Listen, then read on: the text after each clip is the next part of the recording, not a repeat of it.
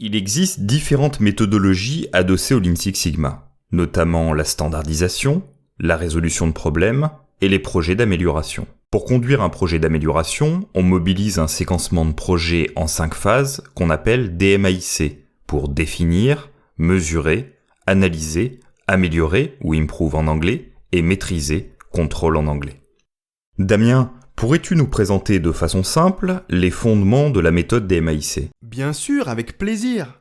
Et pour ce faire, nous allons prendre l'exemple d'une pizzeria confrontée à un problème de rentabilité. Je vais plutôt focaliser mon illustration sur les enjeux associés à chacune des phases que sur les outils pouvant être mobilisés.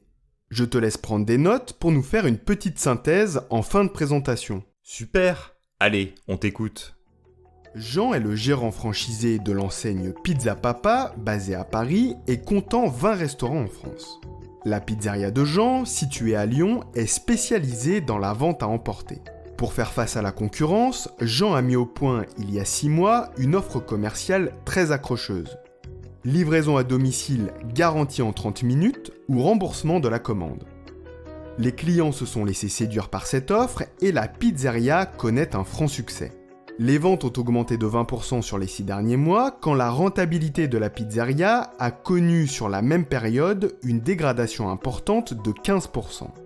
Face à cette situation, Annie mandate Patrick, un consultant, pour lancer un projet. La rentabilité se dégrade, les origines de cette situation et bien sûr les solutions à adopter ne sont pas connues. Patrick décide de mobiliser le séquencement DMAIC. La méthode lui paraît parfaitement adaptée à la problématique. Le séquencement DMAIC est organisé en 5 phases sanctionnées par des revues de jalons. En phase D, il va s'agir pour Patrick de cadrer le projet. Pour ce faire, il conviendra de factualiser le problème en rencontrant les différentes parties prenantes du processus, clients, business et employés, et de déterminer les objectifs et la mesure de succès du projet. Puis, de fixer les moyens nécessaires à la conduite du projet, c'est-à-dire d'identifier les membres de l'équipe, de déterminer le planning du projet et de mettre sous contrôle les principaux risques liés au projet. Enfin, d'intégrer l'équipe et de réunir les conditions de succès du projet. Annie, en tant que sponsor de ce dernier, devra montrer son soutien à la démarche et s'assurer, avec Jean et Patrick, que tous les membres de l'équipe sont alignés avec les enjeux. Les phases mesurées et analysées consistent à établir le diagnostic factuel de l'écart de performance à l'origine du projet.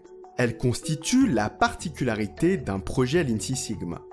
Il s'agira pour Patrick et l'équipe de déterminer où se situent les problèmes, d'en identifier les causes et de dégager le potentiel de gain associé à leur résolution. À ce stade, Patrick et son équipe devront d'abord dresser la cartographie du processus, puis définir les mesures à réaliser sur le terrain avec l'équipe pour cibler les problèmes, enfin en identifier les causes racines. L'analyse des données recueillies permettra à Patrick de finaliser le diagnostic et de quantifier le potentiel de gain. La force du DMAIC réside dans l'identification des causes racines à l'origine de l'écart de performance. Le recours aux statistiques permet de construire un diagnostic factuel pour aligner l'équipe autour d'un constat partagé. Le diagnostic factuel contribue fortement à la conduite du changement. La nature du problème et son ampleur ne peuvent être discutées. En phase I, pour improve ou améliorer, Patrick va s'appuyer sur l'équipe pour élaborer des solutions ciblées permettant d'éradiquer les causes racines des problèmes identifiés en phase M et A. À ce stade, les enjeux pour l'équipe sont les suivants. D'abord, générer des solutions pour adresser les causes racines en s'appuyant sur l'intelligence collective, les solutions apportées par le Lean et éventuellement l'analyse des autres points de vente de la marque ou des concurrents. On parle de benchmarking. Ensuite, sélectionner les solutions les plus pertinentes, c'est-à-dire celles présentant le meilleur ratio gain-effort. Les solutions retenues sont testées dans le cadre d'un chantier pilote.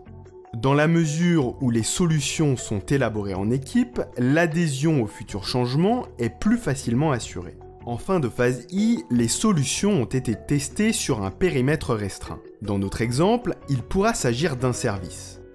La phase C, pour contrôle en anglais maîtrisé en français, va consister à confirmer les améliorations au-delà du pilote et à pérenniser le nouveau mode de fonctionnement. À ce stade, les enjeux pour Patrick et son équipe sont d'abord de généraliser les solutions et confirmer leur impact sur la performance, puis de pérenniser les solutions. Enfin, de capitaliser les acquis et les transférer. Patrick va ainsi passer le relais à Jean, gérant du restaurant et donc responsable du processus. Il est important de terminer le projet par une célébration des résultats en équipe. Cette célébration sera l'occasion pour Annie, le sponsor, de remercier les membres de l'équipe pour le travail accompli. Merci Damien. Intéressant de voir que le recours à la méthode Lean Six Sigma n'est pas réservé aux environnements industriels ou aux grands groupes. Voici les 6 points que je retiens en synthèse. Le DMAIC est un séquenceur de projet en 5 phases permettant d'améliorer la performance d'un processus. Il est adapté aux situations dans lesquelles le problème à l'origine de l'écart de performance et les solutions permettant d'en éradiquer les causes racines ne sont pas connues. Il repose sur des observations réalisées sur le terrain et permettant l'élaboration d'un diagnostic factuel, notamment permis par le recours aux statistiques. Il est conduit en équipe et s'appuie sur l'intelligence collective. Son déroulement favorise l'adhésion de l'équipe et la conduite du changement dans la mesure où les collaborateurs sont associés à chacune des étapes qui le composent.